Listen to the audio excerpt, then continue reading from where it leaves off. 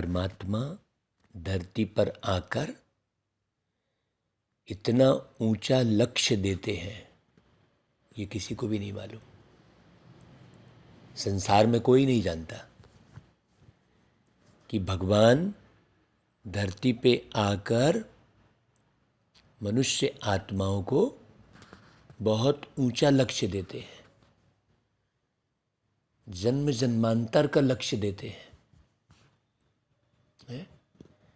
एक जिंदगी का लक्ष्य नहीं, क्योंकि जिंदगी तो जीना ही है। ये भी नहीं मालूम लोगों को कि जिंदगी अनवरत है, अविरल है, कभी ना खत्म होने वाली ये जिंदगी है।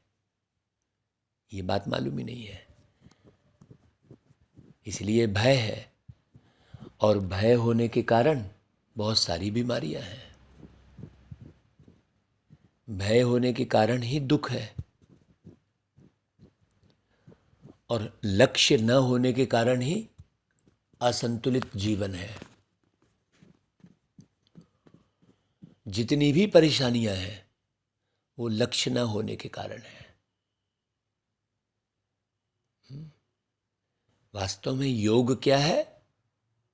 लक्ष्य ही योग है।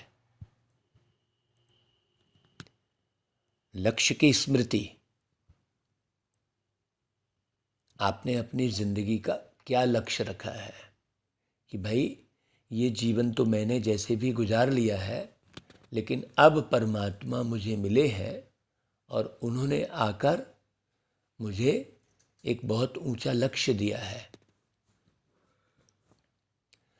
तो अंदर कौन से ख्याल चलते हैं कि आप क्या बनेंगे? जैसे एक बाप को आश रहती है कि उसका बच्चा ये बनेगा। बाप पूछता भी है, बेटे तुम बड़े होकर क्या बनोगे? है? तो बच्चे जो है अपने पूर्व जन्म की स्मृति के हिसाब से कोई कुछ बोलता है, कोई कुछ बोलता है। ये भी देखा गया है। छोटा सा बच्चा है, वो पिछले जन्म में मिलिट्री में रहा तो मिलिट्री वाले खिलौने ही खरीदता है। ये राज किसी को मालूम नहीं पड़ता कि बच्चा आखिर मिलिट्री वाला ही खिलौना क्यों खरीद रहा है? क्योंकि वो आत्मा मिलिट्री में थी, तो वैसे ही वो खिलौने खरीदता है। तो वास्तव में योग क्या है? आत्मा का जो लक्ष्य है उस लक्ष्य की स्मृति में रहकर और वैसे ही लक्षण धारण करना ही महायोग है। आप सोचो, अलग से आप क्या योग लगा रहे हो? है?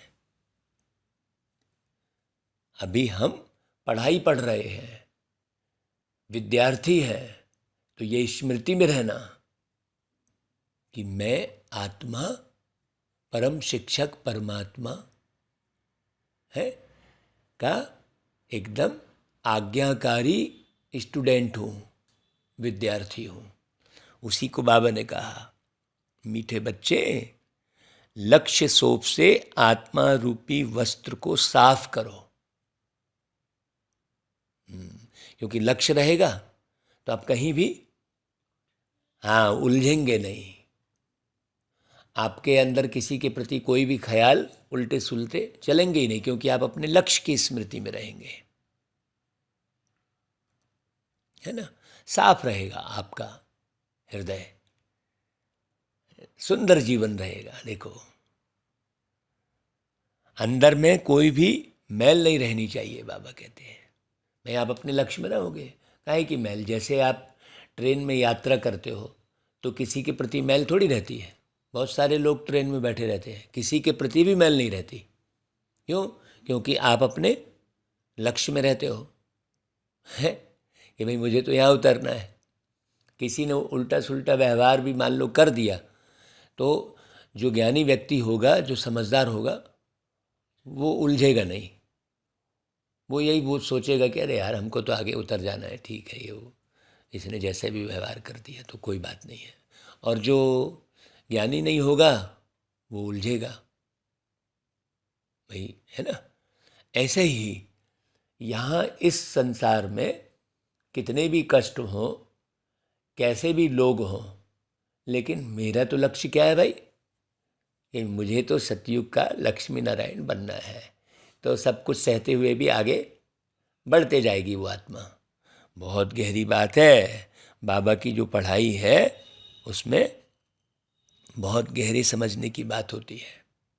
पुरुषार्थी बच्चे कर्मों की किस गुहि गति को जानते हुए पुरुषार्थ में सदा तत्पर रहते हैं। कर्मों की गुहि गति जो बाप ने समझाई है, प्यारे बाबा के अलावा किसी ने नहीं बताई।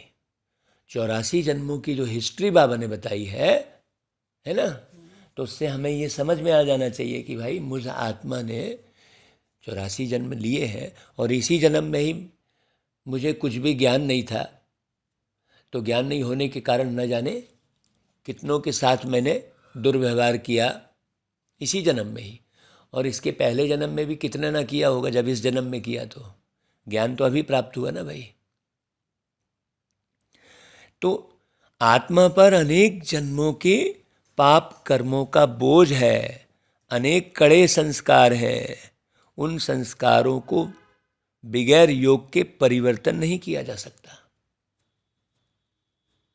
तो योग क्या बताया अभी आज हमने भाई, लक्ष्य की स्मृति रहना और उसी आधार पर लक्षण धारण करना। मुझे विश्व महाराजा बनना है।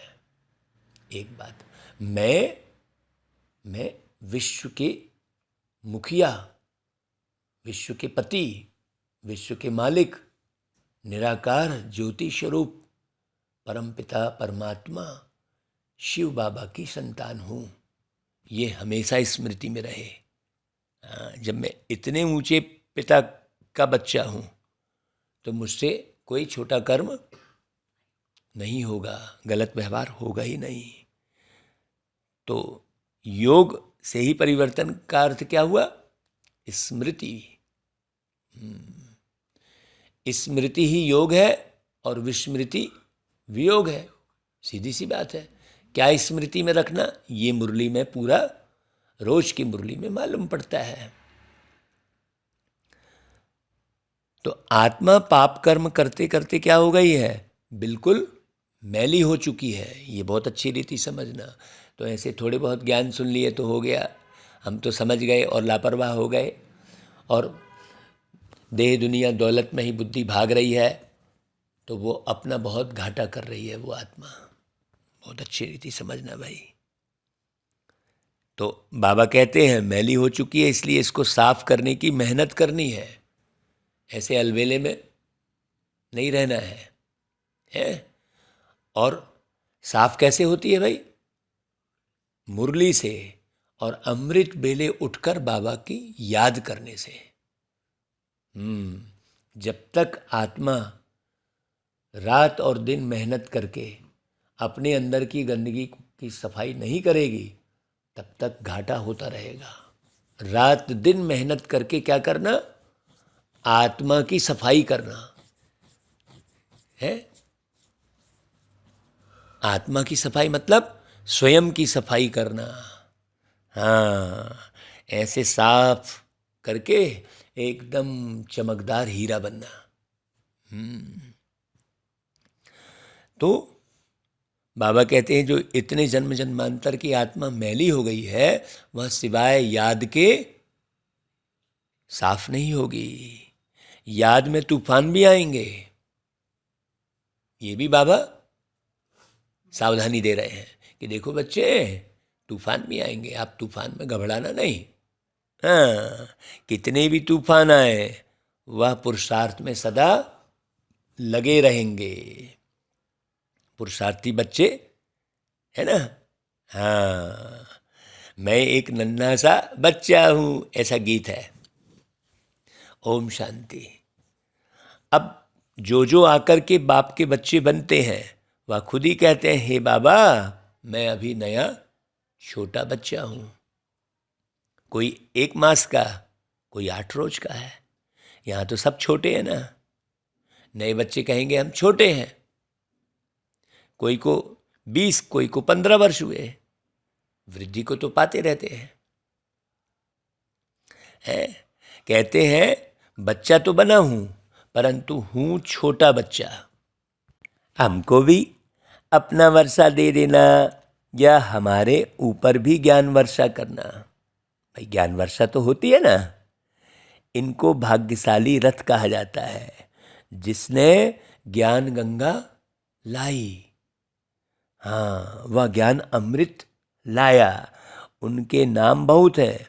भागीरथ भी है, अर्जुन भी है, दक्ष प्रजापति भी कहते हैं। देखो कितनी कहानियाँ और कितने भटकाव। बाबा पूरे भटकाव समाप्त कर रहे हैं, है कि नहीं? है तो एक ही प्रजापिता जो सभी को लक्ष्य देते हैं।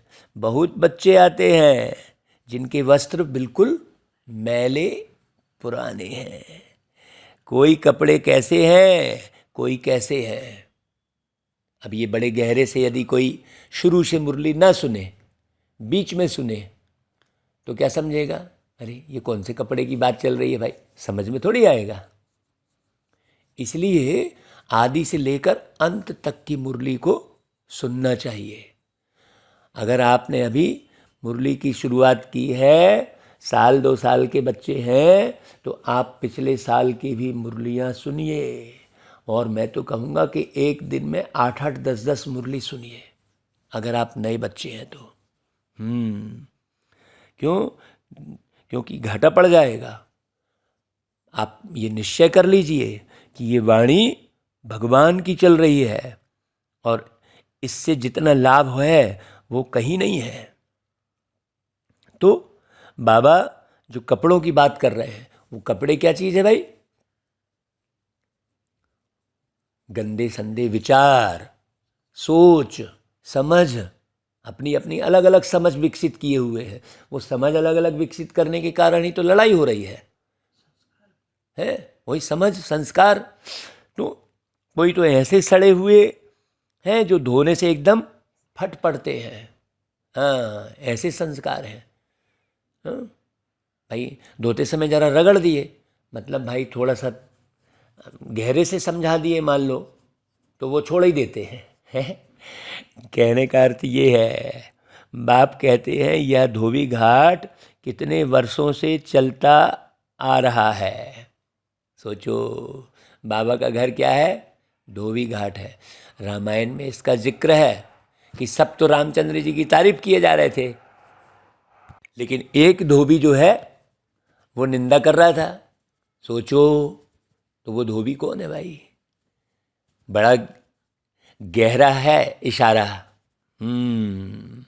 सोचो, लोगों ने तो कुछ का कुछ भी समझ लिया है, एक कहानी गढ़ ली। वास्तव में आपकी तारीफ बहुत लोग करेंगे, लेकिन जब आप मुरली सुनेंगे ना तो समझ में आएगा कि वास्तव में आप तारीफ के लायक हैं कि नहीं हैं। तो किसी की तारीफ करने से आप खुश हो गए हैं या किसी ने निंदा कर दी तो आप दुखी हो गए, ये सब बेकार की बातें हैं। आप एक आत्मा, अशरीरी आत्मा, प्यारे पिता परमात्मा के बच्चे हैं, ये निश्चय करके और बहुत अच्छे से मुरली सुनिए। मुरली सुनने से जन्म जन्मांतर की मैल खत्म होगी। ऐसे अशरीरी होना है। अभी अशरीरी का अर्थ भी लोग नहीं समझ पाते। है कि नहीं भाई? तो बाप कहते हैं कि भाई यह धोबी कितने वर्षों से धोता आ रहा है, कपड़े धोते ही आए हैं। कोई तो अच्छे हो गए और कोई को तो कितना भी साफ करो फिर भी मैले के मैले रह जाते हैं। कई कपड़े ऐसे होते हैं ना, कितनी बार भी अच्छे से अच्छी मशीन में डालो, महंगे से महंगी मशीन में डालो, महंगे से महंगे सर्फ से धो, लेकिन वो मैले के मैले रहते। इतने कड़े संस्कार बदलते ही नहीं हैं। बार बार करेंगे, बार बार उदास हो जाएंगे, है ना। वो ज्ञान को बहुत अच्छे से धारण नहीं करते। मामा कहते हैं ज्ञान की सोंटी जोर से लगाओ तो फट पड़ते हैं, भाग जाते हैं। जो साफ नहीं होते, शुद्ध होकर औरों को शुद्ध नहीं बनाते, तो समझा जाता है इनकी तकदीर में नहीं है। जो खुद अच्छे बन जाते हैं वह औरों के भी कपड़े धोते रहते हैं। तो भाई हमको भी धोबी बनना चाहिए, है कि नहीं? हाँ, और कपड़े देख देख के धोना चाहिए, है भाई। किसके कैसे विचार हैं, किसका कैसी बुद्धि है ना भाई। परख शक्ति जिसको कहते हैं। तो जो योगी होगा, जो मुरली को बहुत अच्छी रीति पढ़ेगा, समझेगा, अपने दर्शन बार बार करेगा मुरली के आधार पर। मुरली वास्तव में प्रयोगशाला भी है, मुरली में सब है। लेकिन वैसा पढ़ने वाला, पढ़ाने वाला चाहिए, है ना भाई। तो यह धोबी घाट भी है। आत्मा प्योर होने से फिर शरीर भी प्योर मिलता है। सांवरे से गोरे बन जाते हैं। अब दुनिया में तो गाए पड़े हैं गीत, है वो कृष्ण जी को सांवरिया कह कह के न जाने कितने गीत बने हैं, लेकिन अर्थ मालूम ही नहीं किसी को कुछ भी। सोचो, सांवरे तो इस समय सभी है। बाप तो आए हैं बिल्कुल ही साहन का साह बनाने, क्योंकि पाप आत्मा तो सब है ना भाई। यहाँ तो पुण्य आत्मा एक भी नहीं है। अब ये लाइन सुनने के बाद बुद्धि में क्या आएगा भाई, कि जब एक भी पुण्य आत्मा नहीं है तो मेरी बुद्धि कहाँ लगनी चाहिए? परमात्मा में। हाँ, जब परमात्मा स्वयं धरती पर आकर कह रहे हैं कि यहाँ पर एक भी पुण्य आत्मा नहीं है, सब पाप आत्मा है, तो पाप आत्मा से बुद्धि क्यों लगाना भाई? सोचो, इस जन्म का तो पता लग जाता है, आगे के जन्मों का पता नहीं पड़ता है। समझाते हुए फिर भी नहीं समझते, नहीं सुधरते, तो समझा जाता है शायद आगे कोई पतित होंगे जो संस्कार सुधरते ही नहीं, है ना भाई। बहुत ज़्यादा पतित होंगे जो संस्कार बदलते ही नहीं है, दृष्टि सुधरती नहीं है। जैसे गर्म तवे पर पानी पड़ते ही सूख जाता है, वैसे ही ज्ञान जो है बुद्धि में रुकता ही नहीं है किसी का। तो चला लेते हैं, चलो भाई जाने दो, अब क्या करेंगे, वो आत्मा ही ऐसी है, तो उसको चला लेना चाहिए, क्योंकि भाई हमको लक्ष्य मिला है। लेकिन बहुत से मनुष्य आत्मा सुनते सुनते भी क्या करती है, रिश्तों के बंधन में बंधकर उसी के बारे में सोचती रहेगी। या मित्र है भाई, मेरा मित्र है, नहीं, कृष्ण जी का दिखाए हैं अनेक प्रकार के मित्र हैं, किसी की तरफ भी बंधते नहीं थे कृष्ण जी, ये भक्ति में दिखाया है ना भाई। उनके सुदामा भी मित्र हैं, तो मन सुखा है तो तन सुखा है, कई मित्र हैं, लेकिन कहीं भी बंध नहीं रहे, विभिन्न प्रकार के मित्र दिखाए हैं। तो ऐसे यहाँ भी है, भगवान आकर लक्ष्य सोप से साफ करते हैं, हर एक की नब्ज देखी जाती है। बाप तो बिल्कुल सहज समझाते हैं, लेकिन समझ में नहीं आने वाली कोई बात ही नहीं है, लेकिन समझता कौन नहीं है? लगन क्यों नहीं लगती है उसकी मुरली में? देखना, बाकी सब जगह लगन लगेगी, लेकिन मुरली में लगन नहीं लगेगी। ऐसी बहुत सी आत्माएं हैं जो मुरली में लगन नहीं लगेगी, मुरली का ध्यान ही नहीं रहेगा कि हाँ भाई मुरली भी मुझे सुनना है। क्यों? क्योंकि जमाने में बुद्धि भटक रही है। बाबा कहते, बच्चे मुझे याद करने से आत्मा प्योर होती जाएगी। क्यों? क्योंकि एक ही बाबा ऐसे हैं जो एकदम प्योर हैं। नष्टो मोह भी होना है, क्योंकि बाबा का किसी से भी कोई मोह नहीं है, प्यार है। मोह अलग है और प्यार अलग है, मोह और प्रेम में बहुत अंतर है। मोस्ट बिलवेड बाप है, आधा कल्प भक्तों ने भक्ति की है, द्वापर से लेकर, वही फिर देवी देवता बनने वाले हैं। एक सेकंड भी बुद्धि कहीं नहीं लटकेगी। हाँ, इस दुनिया के किसी भी रीति रिवाज में, किसी भी संस्कार में, कैसे भी व्यक्ति में, किसी भी आकर्षण में 1 सेकंड भी बुद्धि स्थिर नहीं होगी। हाँ, बुद्धि स्थिर कहाँ रहेगी? बाबा की याद में। इसलिए बाबा कहते हैं लटके रहो, बाबा के याद की फांसी में लटके रहो, कहते हैं बाबा, है ना भाई। तो सोचो, वही फिर देवी देवता बनने वाले हैं, मालूम पड़ जाता है। बाप कहते हैं उठते बैठते मुझ बाप को याद करो। जैसे कुमार कुमारी की सगाई हो जाती है तो 1-2 की याद रहती है ना, यहाँ तो साजन को और ही छोड़ भागंती हो जाते हैं। बताओ भला, जो साजन स्वर्ग का मालिक बनाते उनको याद ही नहीं करते। ऐसे और कोई कह न सके मैं कल्प पहले मुआफिक अजामिल जैसी पाप आत्माओं का उद्धार करने आया हूँ। ऐसा कोई कह सकेगा क्या भाई?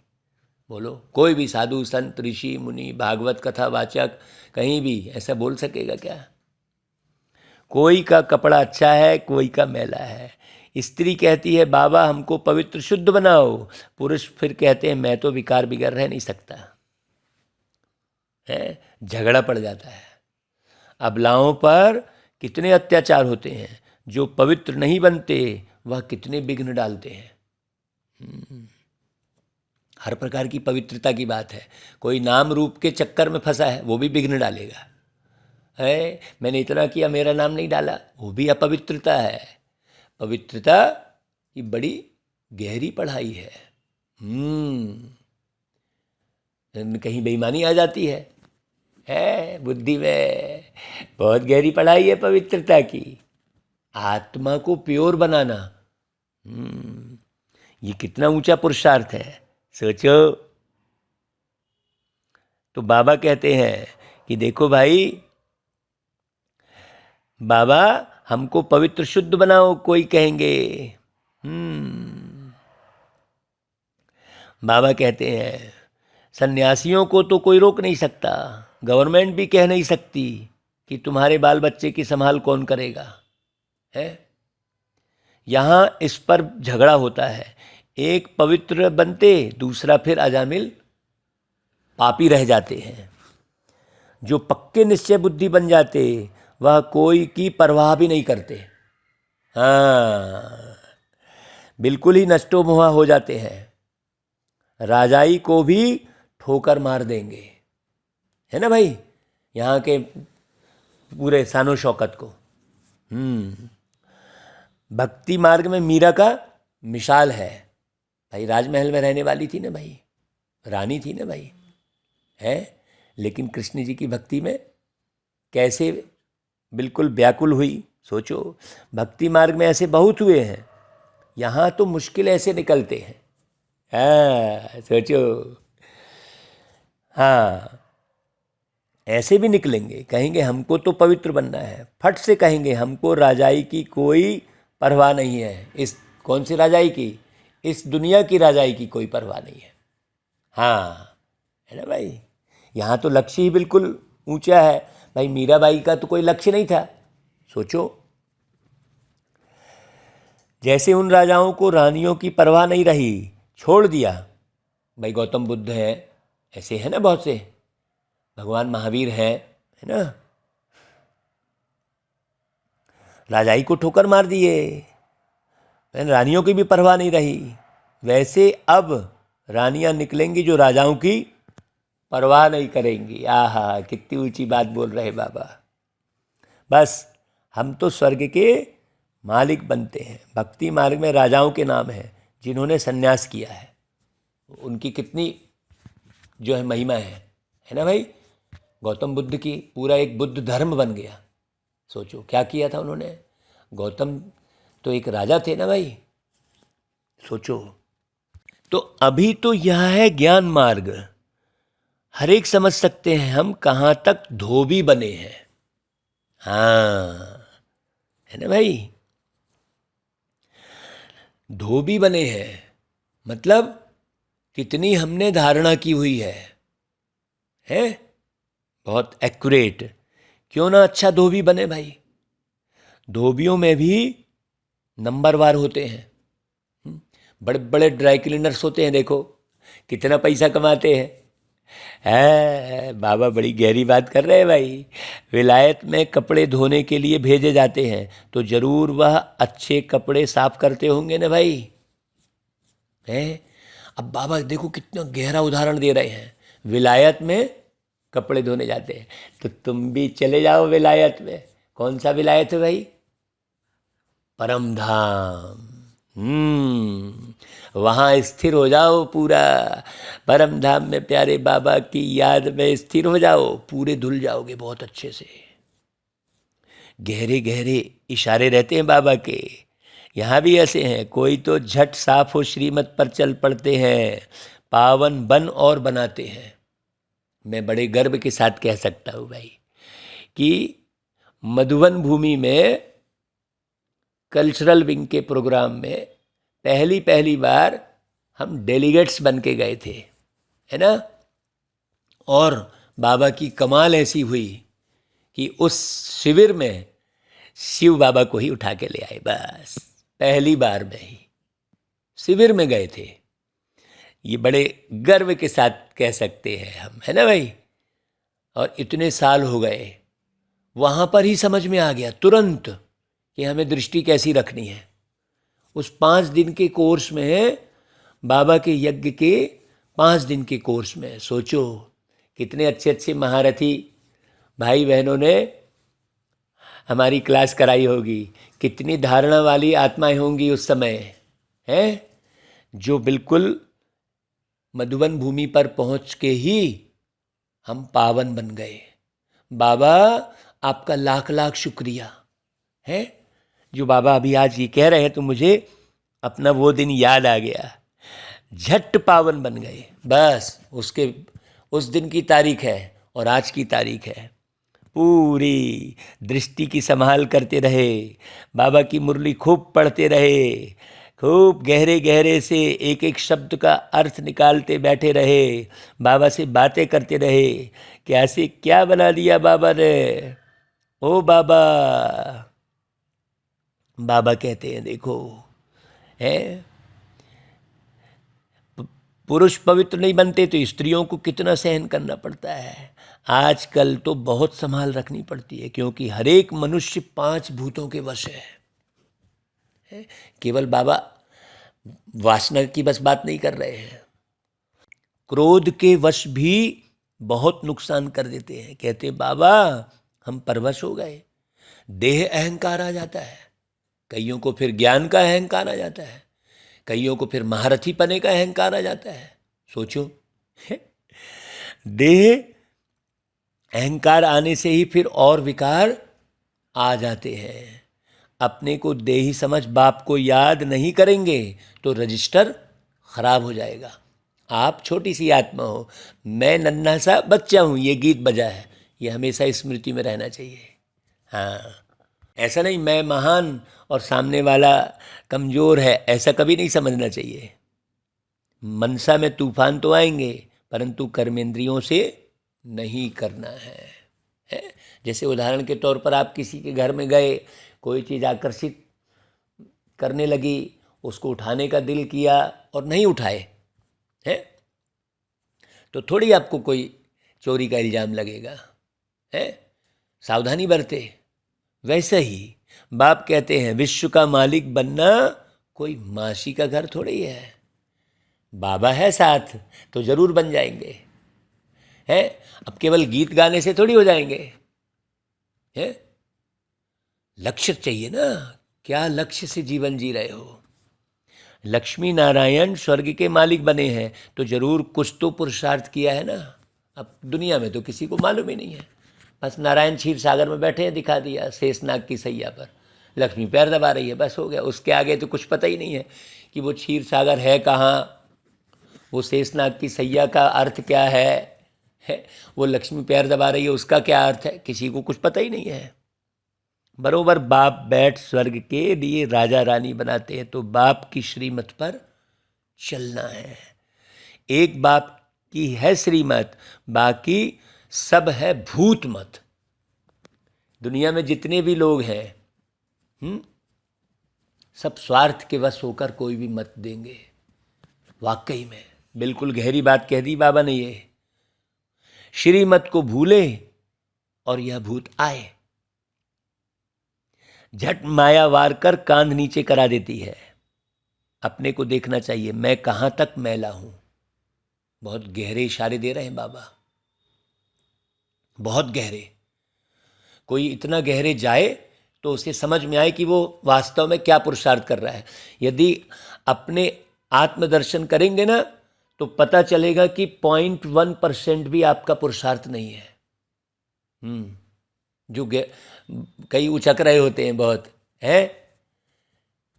बाबा की मुरली को अच्छे से पढ़ेंगे तो मालूम पड़ेगा।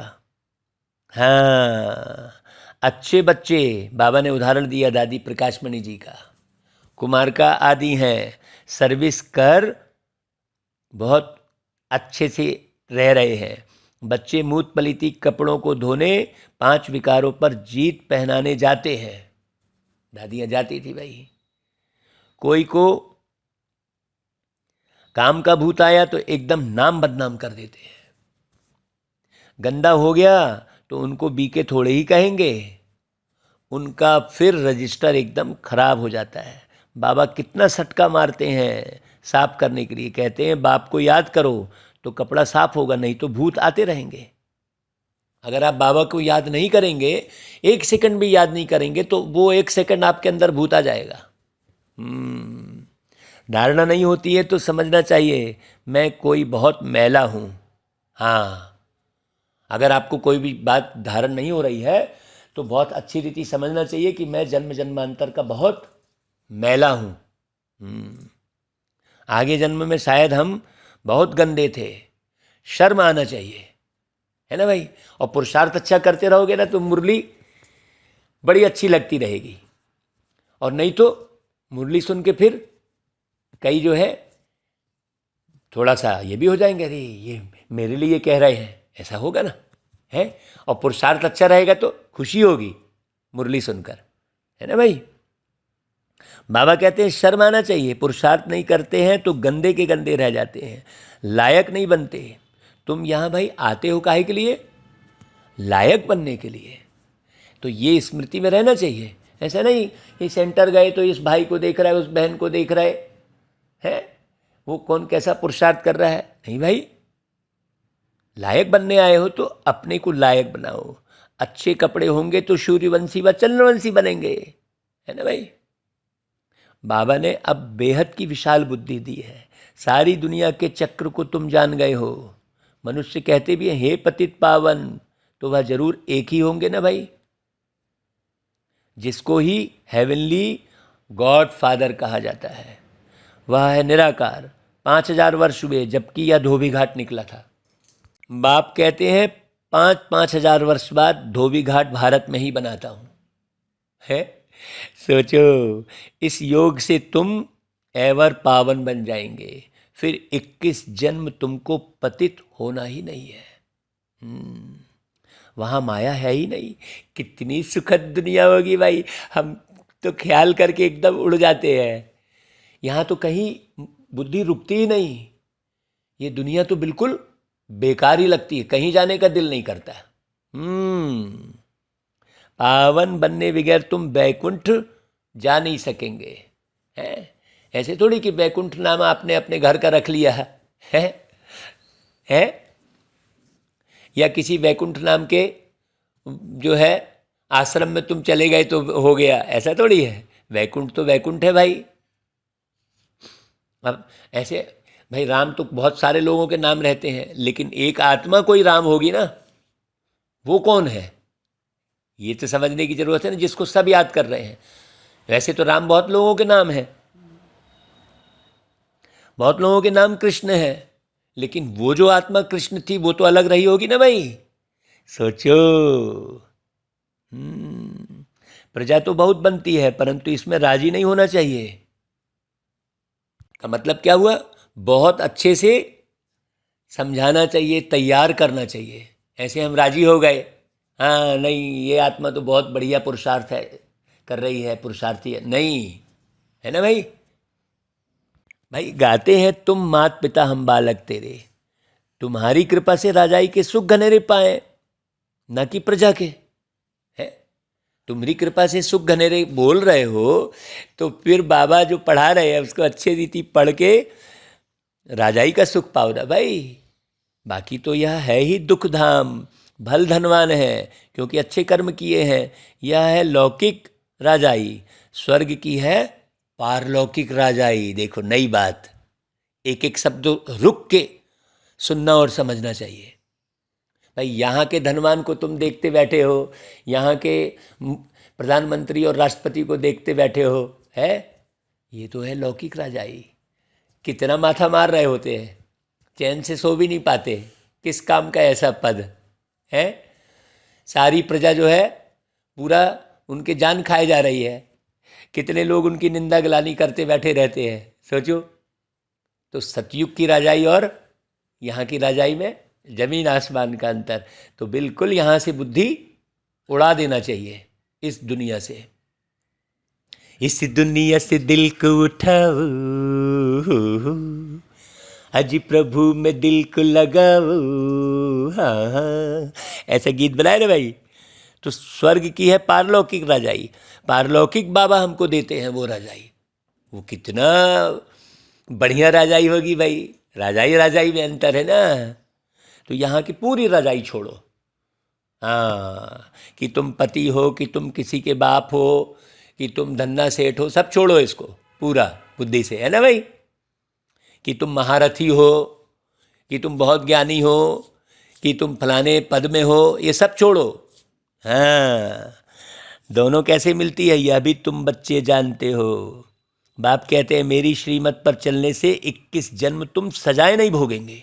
सोचो, ऐसे नहीं धंधा आदि छोड़ यहाँ बैठ जाना है, ये भी बात नहीं है। आपको उस धंधे में भी दिखाना है सब कुछ, धंधा करते हुए सब लोगों को धंधा नहीं छोड़ देना है। बाबा एक एक बात क्लियर करते हैं, है ना। सोचो, कोई नहीं करेगा ऐसा। बच्चों को तुमको पालना करनी है भाई, तुम्हारी रचना है ना। है ऐसे सन्यासी थोड़ी बन जाना है। धंधा धोरी में घाटा या फायदा तो होता ही है। सतयुग में तो है प्रारब्ध, वहाँ घाटे आदि की तो कोई बात ही नहीं है। यहाँ तुम श्रीमत से इतना फायदा करते हो जो 21 जन्म घाटे की कोई बात नहीं। पूरा ज्ञान ना लेने से फिर दर्जा कम मिलेगा। बाबा मुरली में एक एक राज, एक एक मुरली में रोज एक राज खोलते हैं। आप पूरी मुरली सुनना, नहीं तो कई लोग बोलते हैं अरे ये तो मुरली वही चल रही है। श्रीमत पर चलने से नष्टो मोहा बनते हो तो अच्छा ही पद पा लेते हो। उनका मान यहाँ ही होता है। नंबरवार राजाई मिलनी है तो फॉलो करना चाहिए ना भाई माता पिता को। तो मम्मा को अच्छी रीति समझना, ऐसे नहीं 24 जून को मम्मा डे मना लिए तो हो गई बात है, या 18 जनवरी को स्मृति दिवस मना लिए तो हो गई बात। दादियों की जो पुण्यतिथि मनाई जा रही है तो आप उनके पूरे पुरुषार्थ को देखिए, है ना भाई। ऐसा थोड़ी है कि हाँ ये तारीख आ गई तो बस बैठ गए योग में तो हो गई बात पूरी। तो 2-4 जो है व्हाट्सएप में मैसेज भेज दिए तो हो गई सेवा, नहीं। बहुत अच्छी रीति समझना है, मम्मा बाबा को फॉलो करना। मदर फादर कर्म सीखते और सिखलाते हैं, कहते हैं श्रीमत पर चलो, फिकारों में ना जाओ, परहेज पर चलो। युक्तियाँ बहुत बतलाते रहते हैं। अविनाशी सर्जन बाबा हैं, बाकी सब हैं पेशेंट है। तुम मददगार बनते हो, तुम हो नायब सर्जन नंबरवार। देखो तुम भी सर्जन हो, बाबा कह रहे हैं ना, है नंबरवार।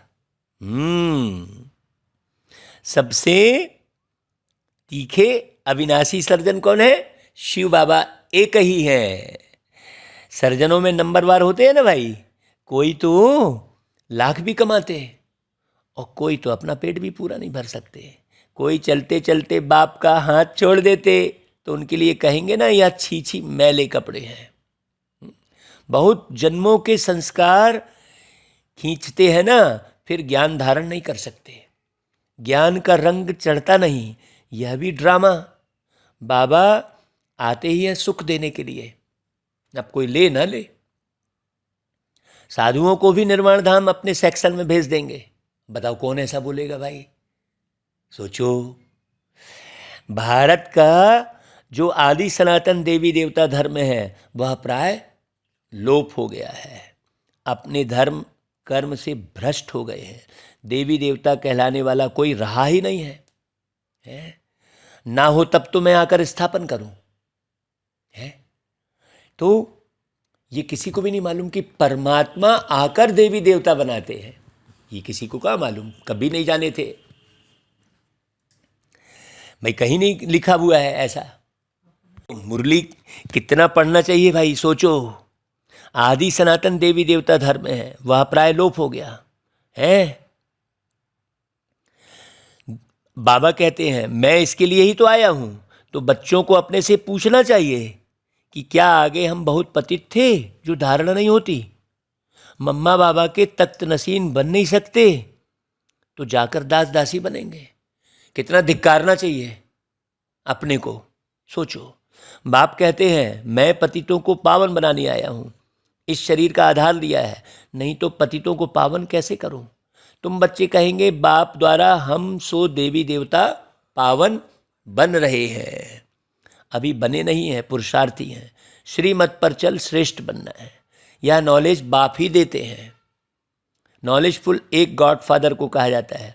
वही सारे ब्रह्मांड, मूल वतन, सूक्ष्म वतन, स्थूल वतन, सृष्टि के आदि मध्य अंत का समाचार सुनाते हैं। इतना बड़ा समाचार कोई सुना ही नहीं सकता है। सोचो, तुम भी नॉलेजफुल बन जाओ। कोई तो नॉलेजफुल बन जाते हैं और कोई तो बिल्कुल धारणा ही नहीं करते। ऐसे भी हैं, समझेंगे उनकी तकदीर में नहीं है। अच्छे बच्चे बड़ा अच्छा पुरुषार्थ करते हैं, बाकी घर बार तो संभालना ही है। शुरू में इन्हों की 14 वर्ष भट्टी रही, कपड़े धोते धोते कितने अच्छे गोरे बन गए। कोई टूट पड़े, कोई मैले के मैले ही रहे। आजकल तो 7 रोज भी मुश्किल ठहर सकते हैं, पहले तो पूरी भट्टी बनी थी। सोचो, अब बाबा कह रहे हैं आजकल कोई 7 रोज भी मुश्किल बैठ सकते हैं, मतलब पूरे 7 दिन एक जैसा पुरुषार्थ। हाँ, आप चेक करो कि सोमवार को कैसा पुरुषार्थ किया तो मंगल को कैसा किया।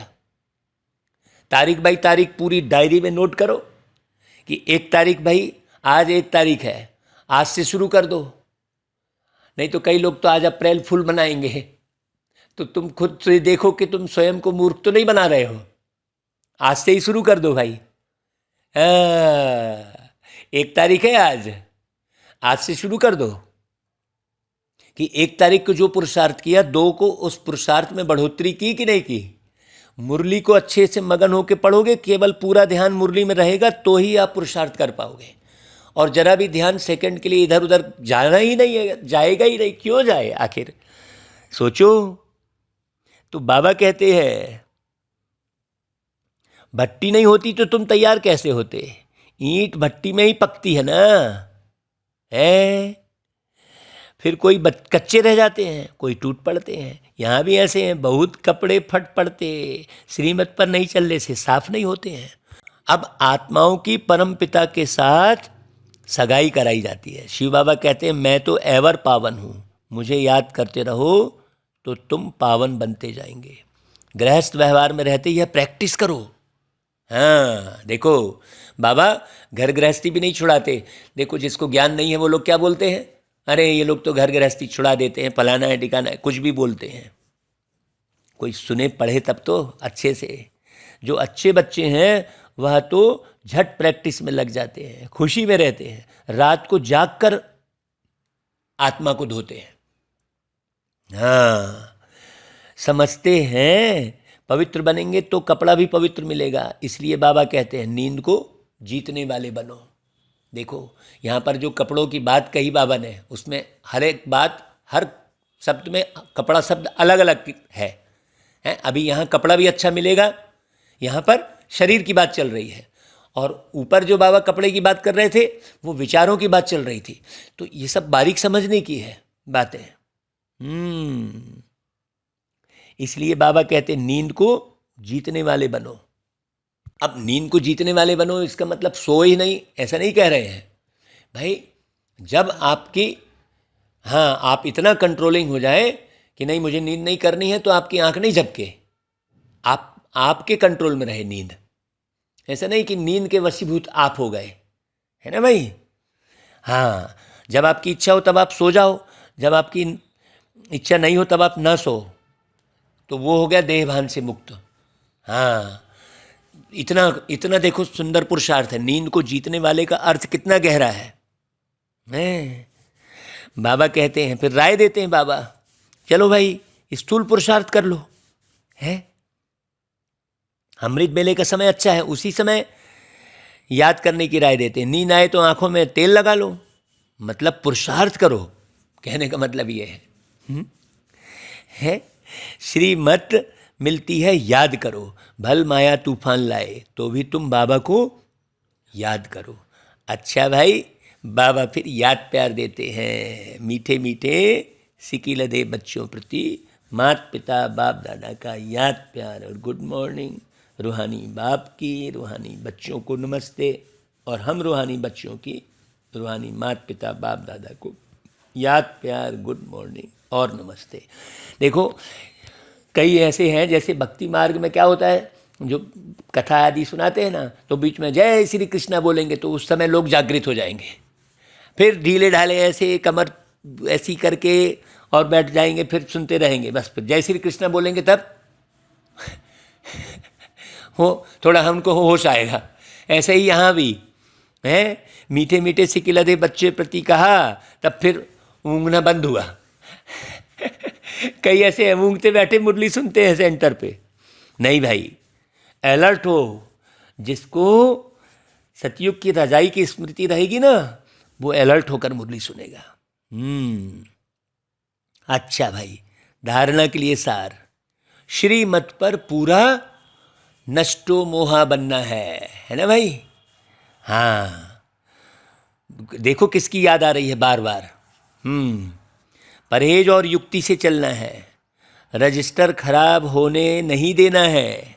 दूसरी पॉइंट, नींद को जीतने वाला बन, अमृत बेले विशेष आत्मा को साफ बनाने के लिए बाप की याद में रहना है।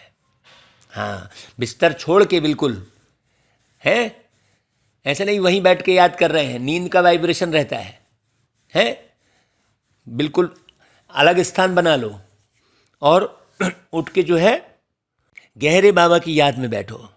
ज्ञान योग से आत्मा को पावन बनाना है। हाँ भाई, आप मुरली सुनने लग जाओ।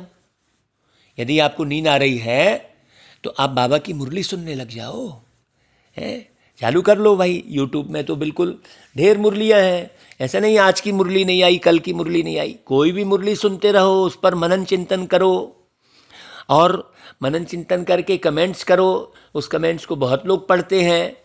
हाँ, आप पढ़े क्या सुने क्या, आप लिखो ना भाई, मौका मिल रहा है आपको सेवा करने का, है सारे विश्व की सेवा करने का मौका मिल रहा है। आप यदि अच्छे कमेंट्स लिखोगे, ज्ञान युक्त कमेंट्स लिखोगे, तो कितने लोग पढ़ेंगे। सोचो, आप घर में लिख के बैठ जाते हो 4 लाइन की कविता, तो ये रहता था ना पहले, है कि बार इसको कौन पढ़े, कहाँ मैं प्रकाशित करवाऊँ। अभी तो हाथ में तुम्हारे बाबा ने पूरा मीडिया दे दिया है। आप अच्छी रीति मुरली सुनकर और मनन चिंतन करके मनन चिंतन वाला कमेंट्स करो। हाँ, कितने लोग पढ़ेंगे सोचो। अच्छा भाई, वरदान, एक ही संकल्प में स्थित हो, महातीर्थ की प्रत्यक्षता करने वाले जिम्मेवार आत्मा भाव।